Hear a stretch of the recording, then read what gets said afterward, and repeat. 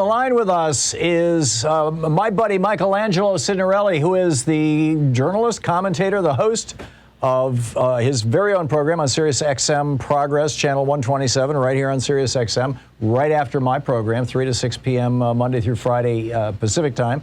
Or no, Eastern time, that would be, right? There you go. Michelangelo, welcome back to the program. It's great to have you with us. Tell me about, I was just blown away. I get your newsletter, the Signorile Report.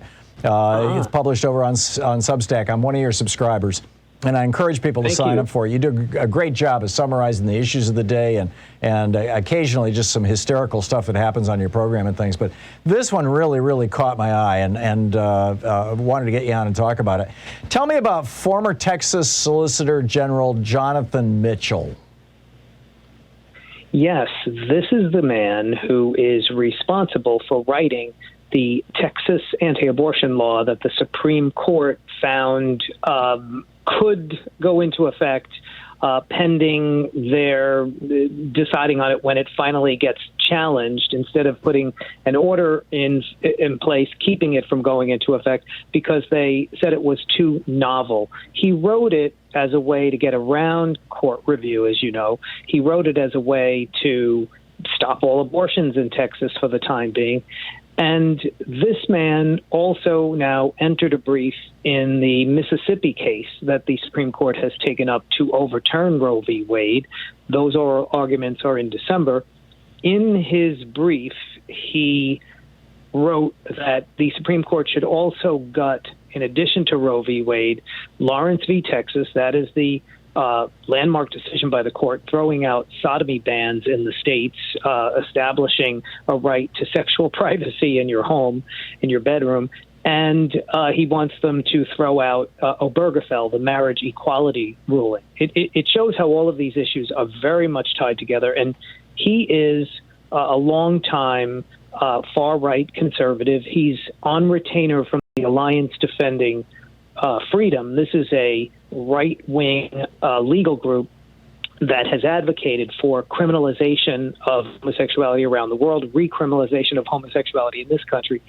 And he's on retainer for what's just referred to as religious liberty issues. So this is the way they are going to move forward, particularly on LGBT rights and marriage equality, carving out religious exemptions, as we've seen them doing with bakeries and florists and this and that. They're going to try to carve out exemptions, so they just hollow it out, sort of as they've done over the years with Roe v. Wade. They've pretty much created more and more that just kind of takes it down, chips away at it over the years. So they're not only, what was breathtaking to me was that this is in his friend of the court brief on the Texas law that he essentially wrote, right? That correct me if I'm wrong about, it was an amicus brief. This is in the Mississippi case, the one that the court is going to consider. In the Mississippi case. He wrote, he's now a superstar. So because he managed to write the law in Texas that managed to stay on the books. Of course, he got a conservative court to think it should stay on the books and couldn't be put on hold. But he's a superstar, so he entered a friend of the court brief to the Supreme Court on the Mississippi case, and that's where he says they should take a sledgehammer to these other rights. Right, and which the court is going to hear next month, I believe, right? It's fairly soon. December 1st. December 1st. Thank you. Yeah, I knew it was coming up. So a couple of months down the road. So number one, they're trying to recriminalize abortions, and they have largely succeeded on that in Texas, or something close to recriminalizing. But number two, they're trying to recriminalize any kind of gay activity, sexual activity, and eliminate the legal protections for gay marriage. And reading the Eastman memo and reading the story about the Eastman memo, and this may seem to be unrelated, but I think these tie together, where he was talking about how the whole reason why Donald Trump and Rudy Giuliani were calling senators immediately during and immediately after the January 6th attempted coup was to try to pause Congress for 24 to 48 hours on the counting of the ballots so that they could reach out to Sam Alito on the Supreme Court. They were going, what's his name? The Texas Congressman, Louis Gohmert, had filed the lawsuit. And because that would put it in the, and Alito has, kind of say over the Fifth Circuit, they figured he could basically make Trump president. He could initiate the process. And my understanding is that the same thing happened with this Texas anti-abortion law, that it was Alito basically who said, yeah, we'll look at this, but it's going to take a while. We'll just let this go into effect. And then he got backed up by his fellow right-wingers on the court. Any indication that Alito is taking a lead in this stuff, or are these just coincidences? And has Alito expressed anti-gay marriage or reversal of Lawrence v. Texas types of sentiments? Yes, Alito has been a driving force on the court against gay rights, promoting, questioning marriage equality. He just gave a speech not long ago saying we should be open to question on these issues. There was also a case in which Gorsuch had basically challenged the rest of the court. This was before Kennedy had left the court, and Roberts joined with the liberals as well. But he challenged the rest of the court to allow for a challenge to Obergefell. And he was in a minority, but Alito signed on with him.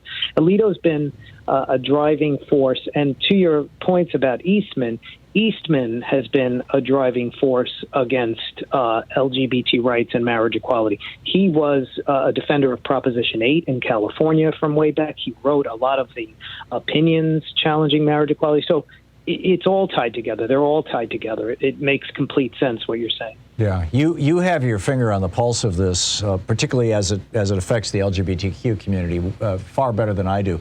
How do you see this playing out, Michelangelo? Well, I wrote in my piece in the newsletter, it's not a question of whether the Supreme Court would do this now or not.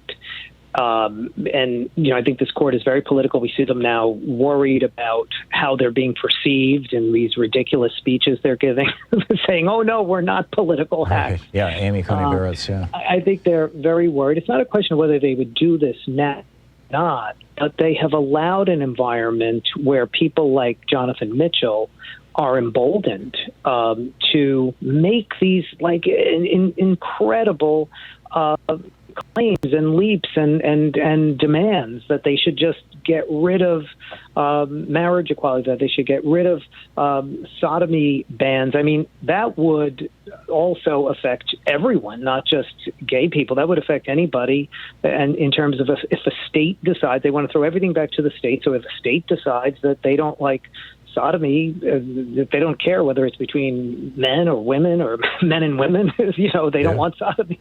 So, I mean, the fact that they feel emboldened, and again with Eastman, that he felt emboldened to do what he did, I think is the Supreme Court inviting this.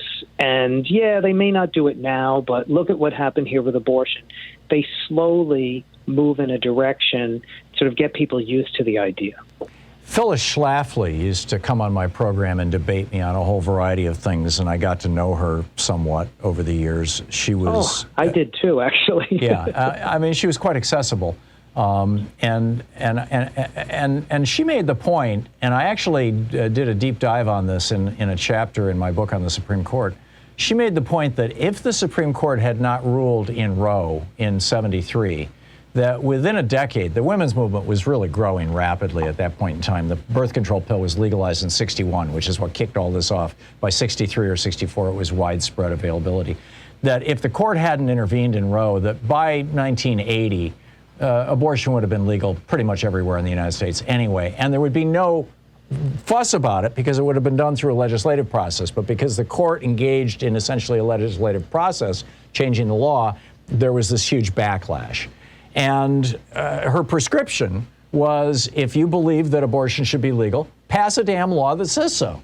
Which, by the way, is what Karen Bass and some others, I've got the wrong member of the House, but there's a number of members, Democrats who are trying to pass a law right now to do exactly that, which they should have done in 1974. Mm-hmm. What about writing into law the protections in Lawrence v. Texas and I always mispronounce this. Obergefell. Thank you. Do you see that happening? Well, you're absolutely right that there's a lot there that you said, and Phyllis Schlafly was actually right about some things.